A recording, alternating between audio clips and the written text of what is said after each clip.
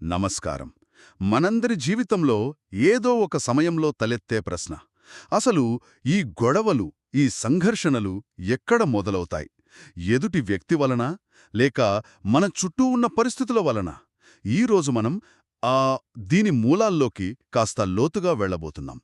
మన ఆధారం సుమారు 2,500 సంవత్సరాల నాటి ఒక పురాతన బౌద్ధ గ్రంథం.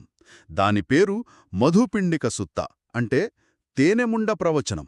అవును, ఈ కథలో ఒక ఆసక్తికరమైన విషయముంది. బుద్ధుడు సంఘర్షణ గురించి చాలా క్లుప్తంగా, దాదాపు ఒక పజిల్ లాంటి సమాధానమిస్తారు. అంటే ఎవరికీ అర్థం కాదు. అవును, మొదట ఎవరికీ అర్థం కాదు. అప్పుడు మహాకచ్చానా అనే ఆయన శిష్యుడు రంగంలోకి దిగి దాన్ని అద్భుతంగా విడమర్చి చెబుతాడు. ఆ విశ్లేషణే మన ఇవాల్టి చర్చకు గుండెకాయనమాట. ఖచ్చితంగా. ఒక చిన్న సంఘటన, అంటే మనం కళ్లతో చూసేది లేదా చెవులతో వినేది, అది మన మనసులో ఎలా ప్రయాణించి చివరికి ఒక పెద్ద వాదనగా మారుతుందో దశలవారీగా పరిశీలిద్దాం. ఇది వినడానికి చాలా ఆసక్తిగా ఉంది. ఇది కేవలం ఏదో తాత్విక చర్చ కాదు. మన రోజువారీ జీవితంలో మనం ఎదుర్కొనే ఒత్తిడి, కోపం, అపార్థాలు, వీటన్నింటినీ అర్థం చేసుకోవడానికి ఇదొక శక్తివంతమైన సాధనం. మహాకచ్చానా ఏం వివరిస్తారంటే, సంఘర్షణ అనేది బయట ఎక్కడో మొదలయ్యే అగ్ని కాదు, అది మన ఆలోచనల గొలుసులో ఒక చిన్న నిప్పురవ్వతో మొదలవుతుంది. ఆ గొలుసును అర్థం చేసుకుంటే ఆ నిప్పును పెద్దది కాకుండా ఆపవచ్చు. చాలా బావుంది. అయితే ఈ ఆలోచనల గొలుసును ఇంకా తేలికగా అర్థం చేసుకోవడానికి ఒక ఆధునిక ఉదాహరణ తీసుకుందామా? తప్పకుండా. మనందరం రోజూ ఎదుర్కొనేది ట్రాఫిక్ అనుకుందాం. మనం డ్రైవ్ చేస్తుంటే ఎవరైనా సడన్గా మనల్ని ఓవర్టేక్ చేసి మన ముందు దూసుకుపోయారు. ఆహా, ఇది చాలా మందికి అనుభవమే. అవును. ఇప్పుడు ఈ సంఘటనను మహాకచ్చానా చెప్పిన 5 దశల ఫ్రేమ్వర్క్లో పెట్టి చూద్దాం. మంచి ఆలోచన. ఇది ఈ భావనను చాలా స్పష్టంగా వివరిస్తుంది. సరే, ఆ కారు మన ముందు దూసుకుపోయింది. ఇక్కడ మొదలవుతుంది మన మానసిక ప్రయాణం. మొదటి దశ స్పర్శ. ఇది చాలా చాలా ప్రాథమికమైనది. స్పర్శ అంటే? మన కన్ను ఆ కారును చూసింది. కన్ను అంటే మన ఇంద్రియం, కారు అంటే వస్తువు, మరియు దానిని గ్రహించే మన చైతన్యం. ఈ మూడింటి కలయికే స్పర్శ. ఓకే. ఇక్కడ ఎలాంటి భావోద్వేగం లేదు, ఎలాంటి తీర్పు లేదు. ఇది కేవలం మన మెదడుకు చేరిన ఒక డేటా పాయింట్. ఒక కారు వేగంగా కదిలింది, అంతే. ఓకే, అంటే జస్ట్ ఒక సంఘటనను గమనించడం. ఇక్కడ వరకు అంతా బాగానే ఉంది. తర్వాతేమవుతుంది? వెంటనే రెండవ దశ మొదలవుతుంది. అదే వేదన. వేదన అంటే ఫీలింగ్. అవును, ఫీలింగ్. ఆ స్పర్శ జరిగిన మరుక్షణం మనలో ఒక అనుభూతి పుడుతుంది. అది సుఖంగా ఉండొచ్చు, బాధగా ఉండొచ్చు, లేదా తటస్థంగా అయినా ఉండొచ్చు. ఈ సందర్భంలో మనకు కొంచెం చిరాకుగా, కోపంగా అనిపించొచ్చు. గుండె కొంచెం వేగంగా కొట్టుకోవచ్చు. ఇది కూడా చాలా సహజమైన ఆటోమేటిక్ ప్రతిచర్య. అంటే ఇదింకా ఆలోచన కాదు. కాదు, కేవలం ఒక శారీరక, మానసిక అనుభూతి. అంటే ఈ అనుభూతి అనేది సహజం, దానంతటా అదే మంచిది కాదు, చెడ్డది కాదు. కాని మనం దానికొక అర్థాన్ని ఆపాదించినప్పుడే అసలు కథ మొదలవుతుంది, అంతేనా? ఖచ్చితంగా. సరిగ్గా పాయింట్ పట్టుకున్నారు. అదే మూడవ దశ సంజ్ఞ. పర్సెప్షన్. ఈ దశలో మన మనసు ఆ అస్పష్టమైన అనుభూతికి ఒక పేరు లేదా ఒక లేబుల్ ఇస్తుంది. ఉదాహరణకి, అతను నన్ను కట్ చేశాడు, లేదా ఇది ప్రమాదకరం, లేదా ఇంకాస్త ముందుకు వెళ్ళి ఇది అవమానం. చూశారా? కేవలం ఒక అనుభూతి ఇప్పుడు ఒక నిర్వచించబడిన సంఘటనగా మారింది. దానికి మనం ఒక గుర్తింపు ఇచ్చాం. అంటే ఆ అనుభవాన్ని ఒక పెట్టెలో పెట్టి దానికొక లేబుల్ అంటించడం లాంటిది.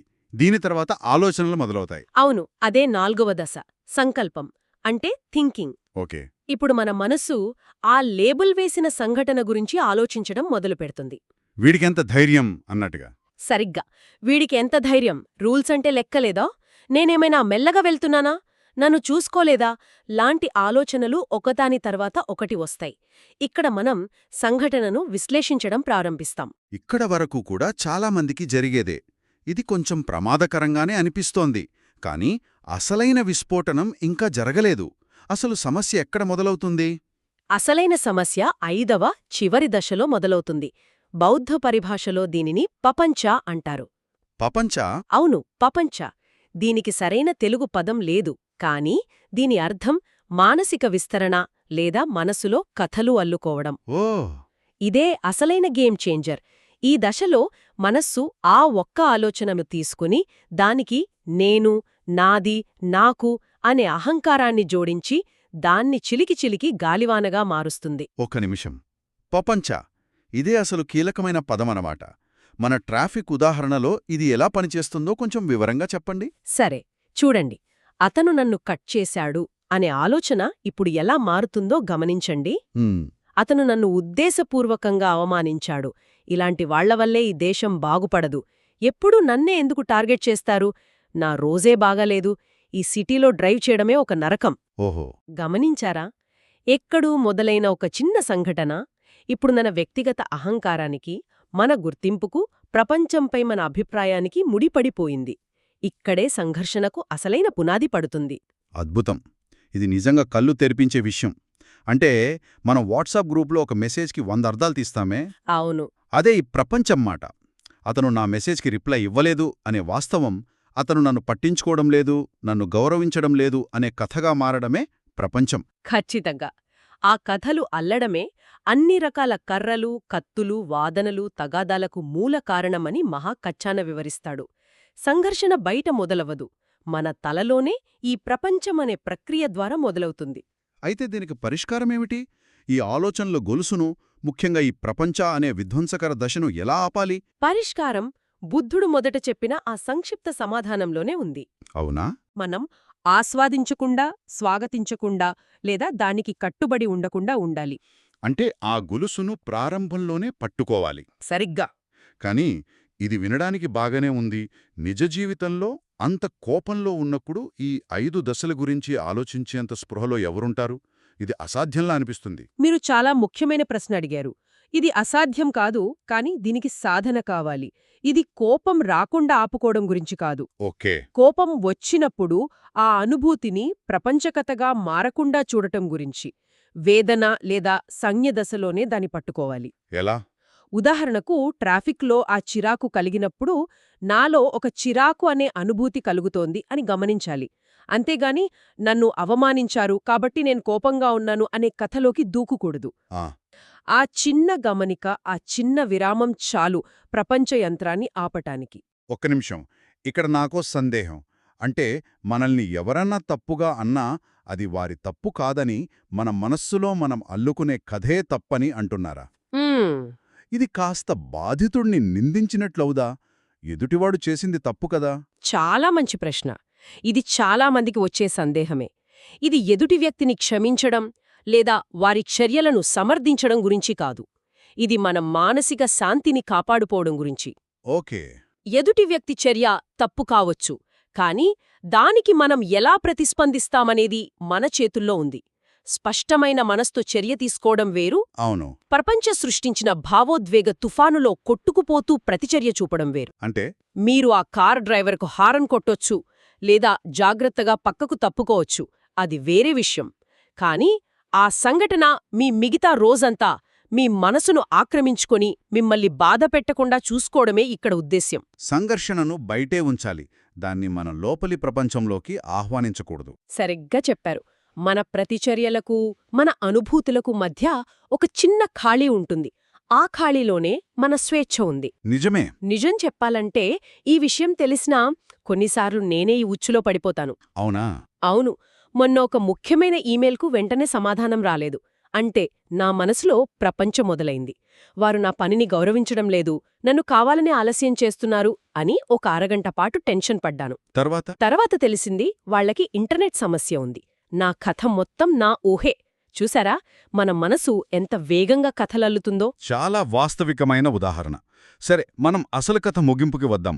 భిక్షువులు మహాకచ్చాన వివరణ విని ఎలా స్పందించారు? వాళ్లు చాలా సంతృప్తి చెందారు. వాళ్ల సందేహాలన్నీ తీరిపోయాయి. వెంటనే తిరిగి బుద్ధుడి దగ్గరికి వెళ్లి మహాకచ్చాన చెప్పినదంతా వివరించారు. అప్పుడు బుద్ధుడేమన్నారు? ఆయన చిరునవ్వుతో, మహాకచ్చాన జ్ఞాని, అతను గొప్ప వివేకంగల వ్యక్తి. మీరు నన్ను ఈ విషయం గురించి అడిగినా నేను కూడా అతను చెప్పిన విధంగానే సమాధానమిచ్చేవాణ్ణి. అదే దాని అసలైన అర్థం. దానిని అలాగే గుర్తుంచుకోండి అని అన్నారు. అంటే ఇది మహాకచ్చాన విశ్లేషణకు లభించిన ఒక స్టాంప్ ఆఫ్ అప్రూవల్ అన్నమాట. అత్యున్నత ఆమోదం. అద్భుతం. అయితే ఈ ప్రవచనానికి తేనె ఉండా అనే ఆ విచిత్రమైన పేరు ఎలా వచ్చింది? ఆ సంభాషణ పూర్తయ్యాక ఆనంద అనే భిక్షువు అంటే బుద్ధుడికి అత్యంత సన్నిహితుడు ఇలా అన్నారు. హ్మ్, ప్రభూ, ఆకలితో బలహీనంగా ఉన్న వ్యక్తికి ఒక తేనె ఉండ దొరికినట్లు ఉంది. అతను దానిని ఎటువైపు నుండి రుచి చూసినా అతనికి తీయని రుచికరమైన అనుభవమే కలుగుతుంది. ఆహా, ఎంత మంచి పోలిక! అవును, అదేవిధంగా ఈ ధమ్మ ప్రవచనం యొక్క అర్థాన్ని ఒక సమర్థుడైన భిక్షువు తన వివేకంతో ఏ కోణం నుండి పరిశీలించినా అతనికి సంతృప్తి మరియు స్పష్టత కలుగుతాయి. ఈ ప్రవచనానికి పేరేమిటి అని అడిగారు. అప్పుడు బుద్ధుడు అన్నా, అయితే ఈ ధమ్మ ప్రవచనాన్ని తేనె ఉండ ప్రవచనం అని గుర్తుంచుకో అని అన్నారు. అవును, తేనె ఉండను ఎటునుండి రుచి చూసినా తీపిగానే ఉన్నట్లు ఈ సత్యాన్ని ఏ కోణం నుండి విశ్లేషించినా దానిలోని విముక్తినిచ్చే సత్యం ఒకే విధంగా ఉంటుంది. అద్భుతం! సరిగ్గా ఈరోజు మనం చర్చించుకున్న దాని సారాంశం ఒక్కటే. సంఘర్షణ అనేది మనకు జరిగే సంఘటన కాదు, అది ఆ సంఘటన గురించి మన మనస్సు మనకు చెప్పే కథ. ఆ కథే పపంచ. ఆ కథే పపంచ. ఆ కథ మన అదుపులో లేనప్పుడు అది మనల్ని అదుపులోకి తీసుకుంటుంది. అంటే మన జీవితంలో చాలా బాధలకు మనమే కారణమన్నమాట. ఇది కొంచెం కఠినంగా అనిపించినా మరోవైపు ఎంతో స్వేచ్ఛనిచ్చే ఆలోచన. ఎలా? ఎందుకంటే సమస్య మన ఆలోచనలోనే ఉంటే పరిష్కారం కూడా మన చేతుల్లోనే ఉన్నట్లు కదా. ఖచ్చితంగా ఆ కథలు అల్లే యంత్రాంగాన్ని గమనించగలగడమే మొదటి అడుగు. మనం దాన్ని గమనించగలిగితే దానికి బానిస అవ్వాల్సిన అవసరం లేదు. ఆ విరామాన్ని సృష్టించుకోవచ్చు. అవును, మన అనుభవానికి మరియు మన ప్రతిచర్యకు మధ్య ఆ విరామాన్ని సృష్టించుకోవచ్చు. ఆ విరామంలోనే ప్రశాంతత, వివేకమున్నాయి. ఇది శ్రోతలకు ఒక ఆలోచన రేకెత్తించే ప్రశ్నను మిగులుస్తుంది. ఈ విశ్లేషణ నుండి మనం నేర్చుకున్నదేమిటంటే మన భావోద్వేగాల మూలాలు మన ఆలోచన సరళిలోనే ఉన్నాయి. కాబట్టి తదుపరిసారి ఏదైనా చూసినప్పుడు లేదా విన్నప్పుడు ఒక బలమైన అనుభూతి కలిగితే అది కోపం కావచ్చు, ఆందోళన కావచ్చు, లేదా అభద్రత కావచ్చు. ఏదైనా కావచ్చు. ఆ అనుభూతి నా కథగా, నా అహంకారంగా మారడానికి ముందు ఒక్క క్షణం ఆగగలమా? దాని వెనుక నిశ్శబ్దంగా నడుస్తున్న ఆ ఆలోచనల గొలుసును మనం గమనించగలమా? ఆ ప్రపంచ యంత్రాంగం పనిచేయడం మొదలుపెట్టిందని గుర్తించగలమా?